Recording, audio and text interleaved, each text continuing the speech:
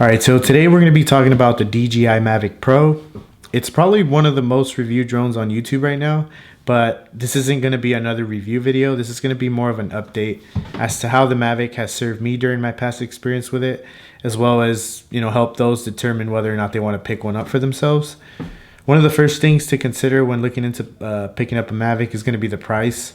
Either there's going to be the $1,000 one that just comes with the Mavic and controller, or the $1,300 one that's going to come with the battery, the 2 extra batteries, a charging hub, a case, and a few other things. I forgot really what it came with because I ended up buying just a $1,000 Mavic, which was a huge mistake because I still had to go out and buy 2 extra batteries, two different types of cases, which I'll show you later in the video.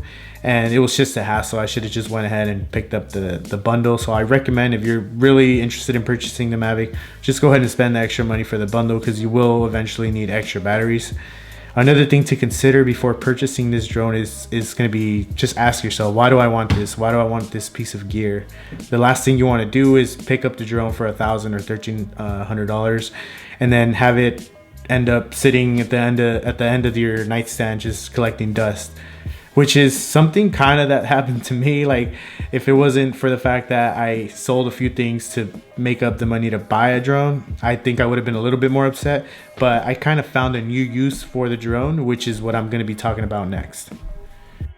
All right, so after having the Mavic for a few months now, I ended up finding a new use for it. The Mavic became more of a tool for me, I guess you could say. I started using the Mavic to help me scout areas during target shooting, just to make sure our surrounding area was clear and was safe to shoot in that direction. I ended up flying the drone a few feet up and seeing what was over the backdrop or the mountain we were shooting towards, just to make sure there was no one on the other side. Another thing I ended up using the Mavic for is when I would drive through trails. I would end up, just flying up the trail just to make sure there was no obstacles or the path was clear. That way I don't have to drive there, find out 2 miles in or a mile in, because the Mavic has extreme range. Like I've flown it only about 1.5 miles out, but I know they claim that it can go up to 4 miles.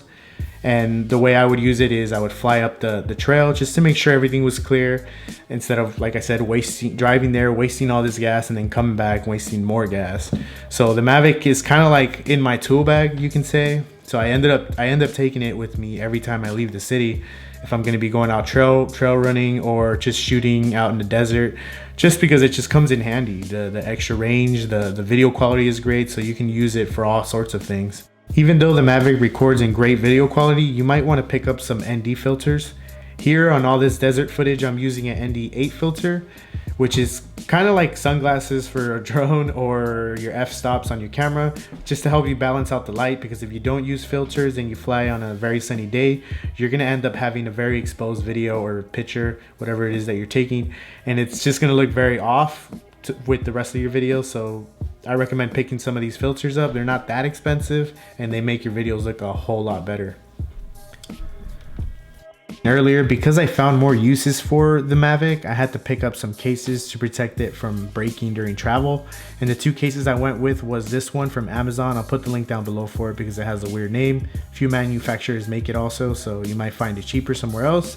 This case is used when I have to pack light. It also fits in my backpack, so it's far more easier to carry. In fact, I've used it when I traveled to Canada, went through TSA there and back with no issues, or I wasn't flagged for having a drone in my backpack or anything like that. Another case I use is this Pelican 1550 case, which also holds my Sony a6300 and a few other things. This is maximum protection. I've used Pelican cases for years now. I've thrown the cases all over, never had an issue with anything inside breaking. A few things I've noticed over time is that the advertised 27-minute flight time is more like 21 to 23 minutes. Not a huge deal breaker for me, but it's just something to keep in mind.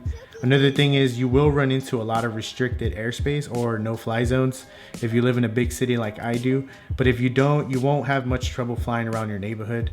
I can't fly in my neighborhood though, because it is not restricted, but it's a no-fly zone.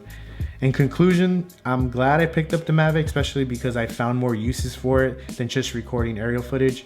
If you're looking to pick up a drone and you are the adventurous type, I would highly recommend the Mavic to be your first drone.